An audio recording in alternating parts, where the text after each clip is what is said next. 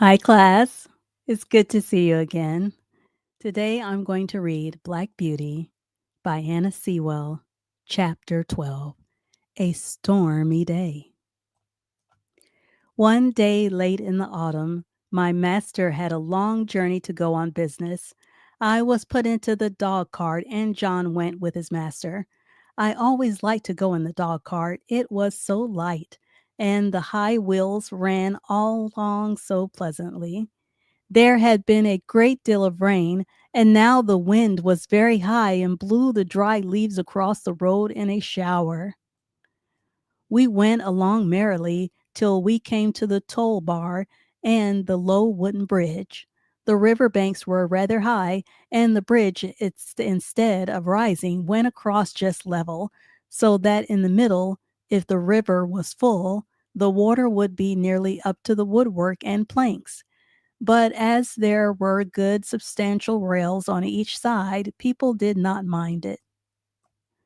The man at the gate said the river was rising fast, and he feared it would be a bad night. Many of the meadows were under water, and in one low part of the road the water was halfway up to my knees. The bottom was good, and the master drove gently, so it was no matter. When we got to the town, of course, I had a good wait, but as the master's business engaged him a long time, we did not start for home till rather late in the afternoon.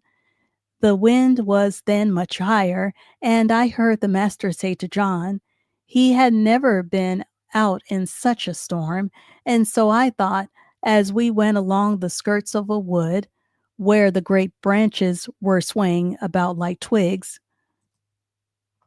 and the rushing sound was terrible. I wish we were well out of this wood, said my master. Yes, sir, said John. It would be rather awkward if one, let me slide over, of these branches came down upon us. The words were scarcely out of his mouth when there was a groan and a crack and a splitting sound, and tearing, crashing down amongst the other trees came an oak torn. There's a big oak tree torn, and the horse. We went along the skirts of a wood where the great branches were swaying about like twigs up by the roots, and it fell right across the road just before us. I will never say I was not frightened, for I was. I stopped still, and I believe I trembled, of course. I did not turn round or run away. I was not brought up to that. John jumped out and was in a moment at my head. That was a very near touch, said my master. What's to be done now? Well, sir, we can't drive over that tree nor yet round it. There will be nothing for it but to go back to the four crossways, and that will be a good 6 miles before we get round to the wooden bridge again. It will make us late, but the horse is fresh. So back we went and round by the crossroads, but by the time we got to the bridge, it was very nearly dark. We could just see that the water was over the middle of it, but as that happened sometimes, when the floods were out, master did not stop. We were going along at a good pace, but the moment my feet touched the first part of the bridge, I felt sure there was something wrong. I dare not go forward, and I made a dead stop. Go on, Beauty, said my master, and he gave me a touch with the whip. But I dare not stir. He gave me a sharp cut. I jumped, but I dare not go forward. There's something wrong, sir, said John, and he sprang out of the dog cart and came to my head and looked all about. He tried to lead me forward. Come on, Beauty, what's the matter?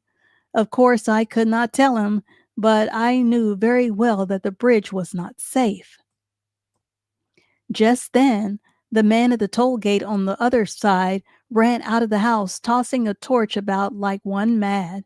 "Hoy, hoy, hoy! Halloo! Stop!" he cried. "What's the matter?" shouted my master. The bridge is broken in the middle, and part of it is carried away. If you come on, you'll be into the river." "Thank God," said my master. "You beauty," said John, and took the bridle and gently turned me round to the right-hand road by the riverside. The sun had set some time.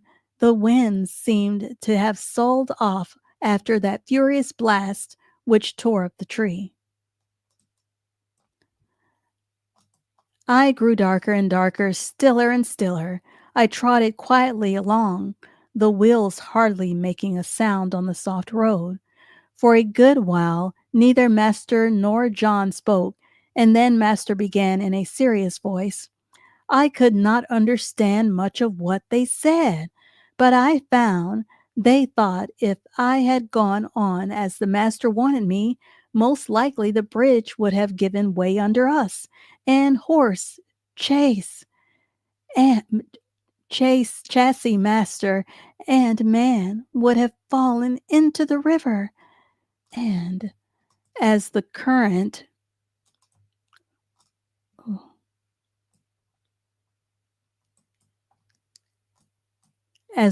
was flowing very strongly, and there was no light and no help at hand, it was more than likely we should all have been drowned.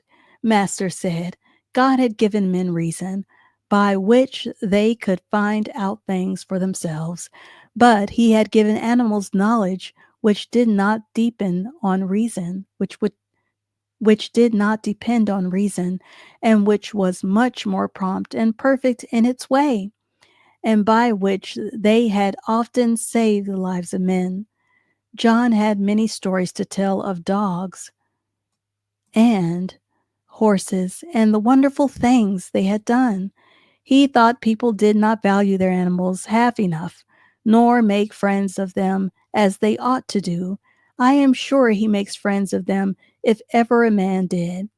At last we came to the park gates and found the gardener looking out for us. He said that mistress had been in a dreadful way ever since dark, fearing some accident had happened, and that she had sent James off on justice. The roan cob towards the wooden bridge to make inquiry after us.